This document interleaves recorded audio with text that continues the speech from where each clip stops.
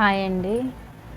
నెలలు నిండిన తర్వాత స్కానింగ్కి వెళ్ళాలనుకుంటే కొన్ని జాగ్రత్తలు తీసుకోవాలి.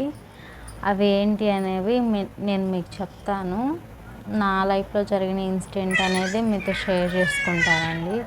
నెలలు నిండిన తర్వాత కొంతమంది స్కానింగ్కి వెళ్ళాలనుకుంటారు. ఏంటంటే డెలివరీ డేట్ కనుక్కోవడానికి, ఉమ్మనీరు ఎలా ఉంది ఏంటి అని కనుక్కోవడానికి, ఇట్లా కొన్ని సమస్యల వల్ల కొంచెం పెయిన్ రావడము, ఉమ్మనీరు పోవడము, ఇట్లాంటప్పుడు మనం స్కానింగ్కి వెళ్ళాలనుకుంటాము. అట్లాంటప్పుడు మనం ఏం జాగ్రత్తలు తీసుకోవాలో నేను మీకు చెప్తానండి.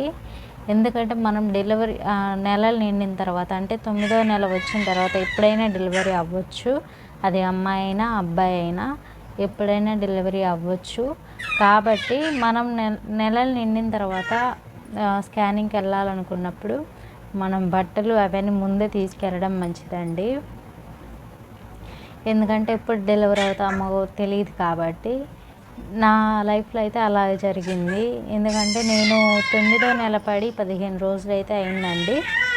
నాకు ఉమ్మనీరు తక్కువ ఉంది, బేబీ వెయిట్ ఎక్కువ ఉంది అని చెప్పారు. సరే స్కానింగ్కి వెళ్దాము అంటే ప్రైవేట్ హాస్పిటల్లో స్కానింగ్కి వెళ్దాము, వాళ్ళు ఏం చెప్తారో చూద్దాము అనేసి నేనైతే ప్రైవేట్ హాస్పిటల్కి అయితే వెళ్ళాను. స్కానింగ్కి అని వెళ్ళాను.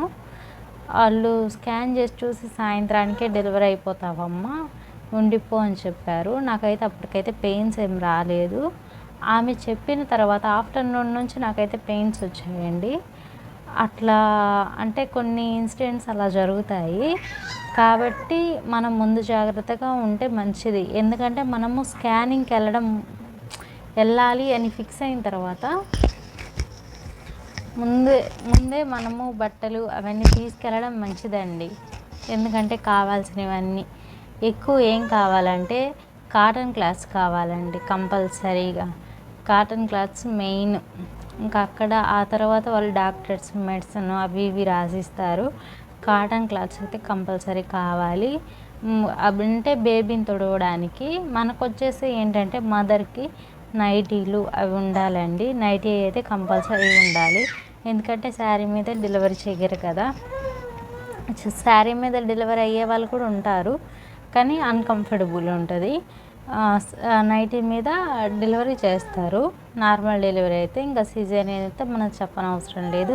వాళ్ళే అన్నీ తీసేసి వాళ్ళ బట్టలు అయితే వేస్తారు.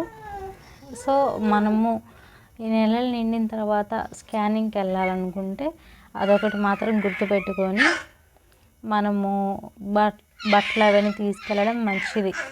ఎందుకైనా మంచిది. ఎందుకంటే మనం ఏ టైంలో డెలివరీ అవుతామో తెలియదు. కాబట్టి ముందుగానే బట్టలు తీసుకెళ్ళడం అయితే చాలా మంచి పద్ధతి అండి. అది నేను చూశాను కాబట్టి నేను చెప్తున్నాను. నేను స్కానింగ్కి అని వెళ్తే డెలివరీ పెయిన్స్ వచ్చాయి. కానీ మా అమ్మ బట్టలు తేవడానికని ఇంటికి వచ్చింది. తను మళ్ళీ నా దగ్గరికి వచ్చేలోపే నేను డెలివరీ అయిపోయాను.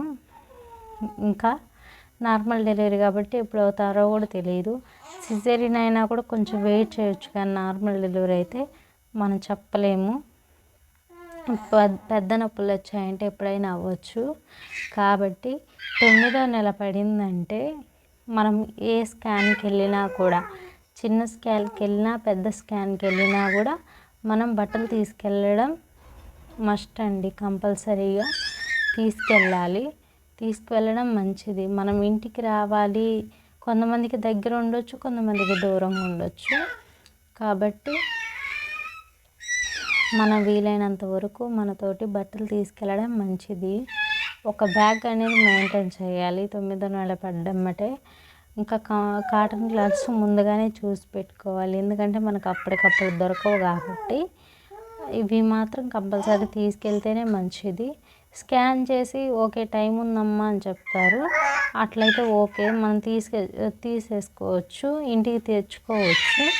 కానీ టైం లేదమ్మా, నువ్వు ఇప్పుడే అవుతావు డెలివరీ, లేదు నీకు ఇంకా సాయంత్రానికి అవుతావు డెలివరీ అంటే తప్పదు కదండి, ఉండాలి. సో ఇది ఒకటి గుర్తుపెట్టుకోండి. అదేనండి నేను చెప్పాలనుకుంది. Thanks for watching.